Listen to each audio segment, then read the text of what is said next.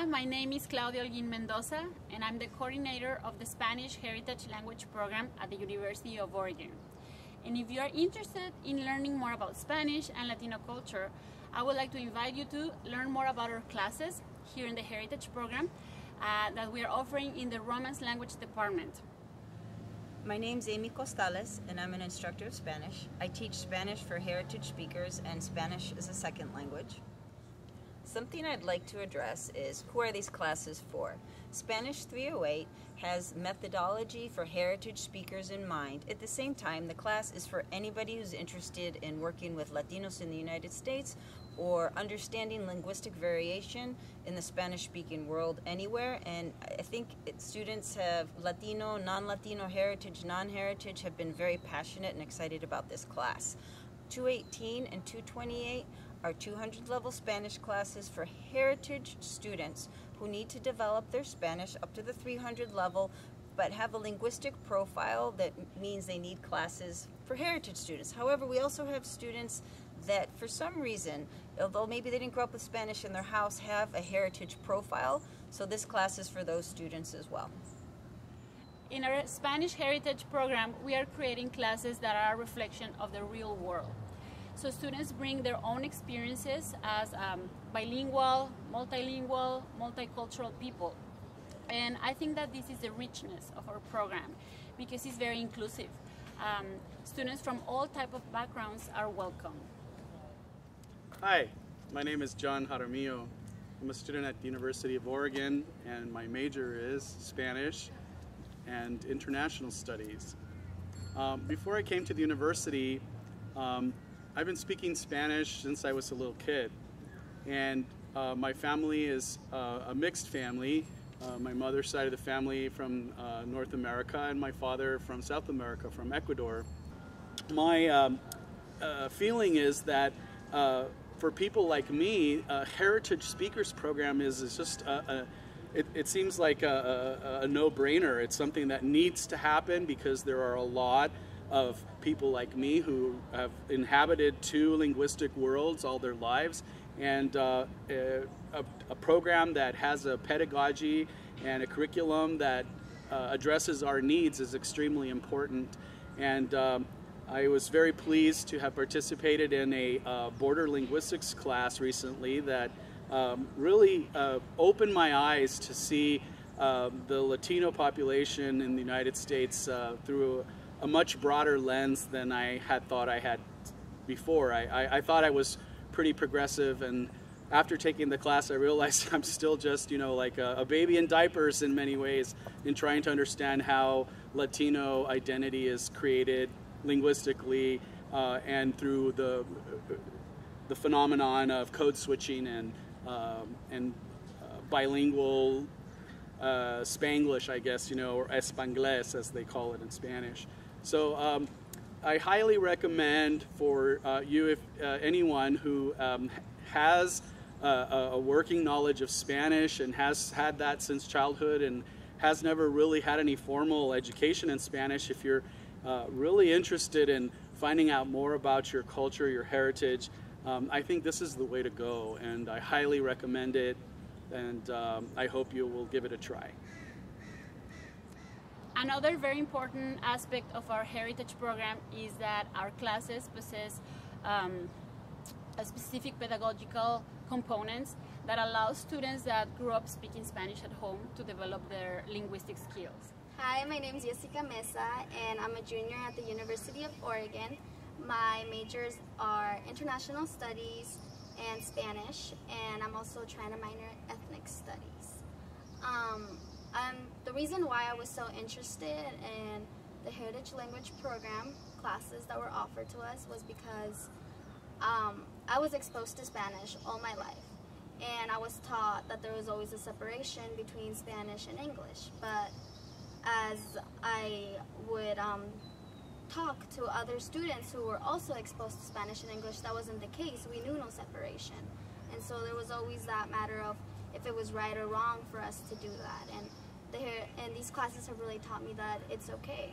Honestly, can say I feel really comfortable in these classes, and I think that's a big plus when you're going into small Spanish classes like these where you're going to be expected to present in front of a class and you're going to be expected to speak, and everybody else can relate to you in some way or form, and yet bring all these other experiences to the table as well. So it's not just about the Spanish class itself, but it's about what we're learning in that Spanish class altogether. My name is Ricky Lee Bodel. I'm a student here at the University of Oregon studying Romance languages. I've taken 2 classes in the Heritage Speakers program, Spanish 308 and Spanish 420. I spent 2 years in high school studying Spanish before going to Chile for a year. There, I learned all of the slang, todos los modismos como ¿Qué estás haciendo? ¿Dónde vas, weón? Oye, ¿qué tal? And the same thing happens in other Spanish-speaking countries, but Claudia really showed us that that's okay, because that's how people talk, that's how they communicate, that's their way of speaking, that's their culture, and a language is only alive because there are people who speak it. A reason I'm so interested in the heritage classes is I've always, as a teacher, wanted to meet the needs of all my students. And when you have heritage students placed in classes that were developed for L2 students or students that are trying to learn Spanish as a second language, it's painful to see the discrepancy between what they need and how the class is set up. So I think any teacher should be excited about this. But I also relate to it as a person, because I grew up as a heritage speaker with Spanish in my household, but I didn't learn to read and write in Spanish. I've recently taken 111 and 112, and I'm taking 201 now, and I'd like to take Spanish 218 because I've been brought up speaking Spanish. The first language that I learned when I was little was Spanish at my daycare, and my parents spoke Spanish to me, and after leaving my daycare and not really speaking it much, I forgot it, and so now I'm trying to get back into it, and I'd really like to be able to talk to my family in the Spanish that the language that I first learned, so I'd be able to have full-on conversations and intellectual conversations with my family in their first language and my first language as well. So in the fall, I'm going to be taking Spanish 218. So a focus with all the heritage classes is community involvement. And we wanted to make sure that we're focusing on the economic, the social, and the community contributions of Latino population. So we spend time in the local community. And also because our Latino students, come from a Latino community within the United States, and many of our students, Latino or not, want to work with communities within the United States. So we want to make that connection. Another reason for working with community is we want to make sure we're seeing Spanish as a language within the United States, not placing it out as a foreign language. So we have a couple different projects going on. In Spanish 308, students interview and observe local businesses, bilingual schools, grassroots organizations, nonprofit organizations, and they come back and present to the class.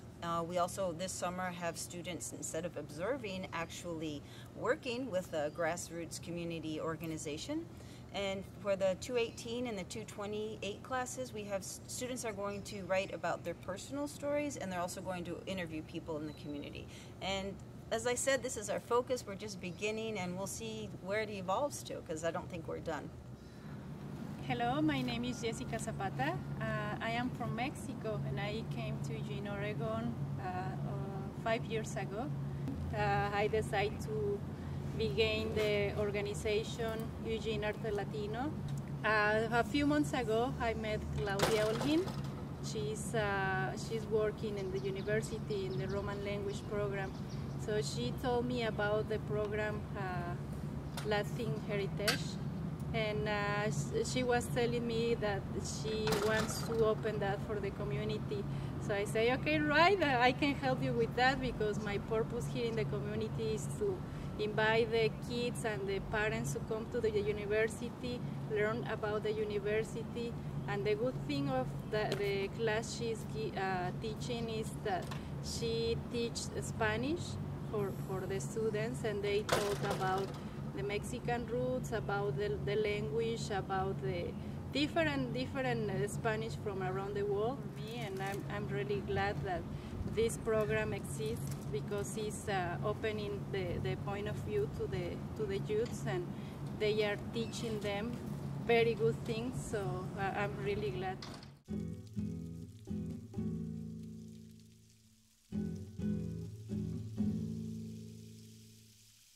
I grew up speaking Spanglish in Spain and in the United States. I grew up in a bilingual community where people played with language, sometimes out of necessity and sometimes just because language is creative. So if you have these different languages to pull from, of course you're going to play with them. And yet I didn't allow that to enter my classroom. I mean, as myself, I didn't use that playfulness with language until I started teaching heritage classes here.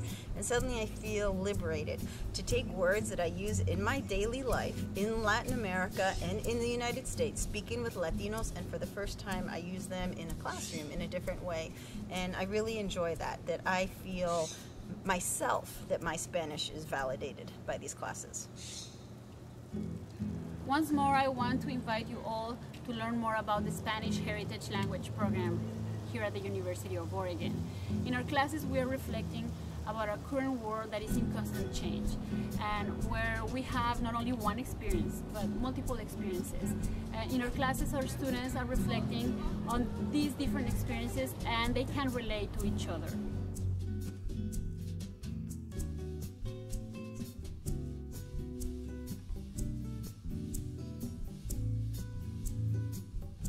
Bienvenidos al programa de Herencia en Español en la Universidad de Oregon.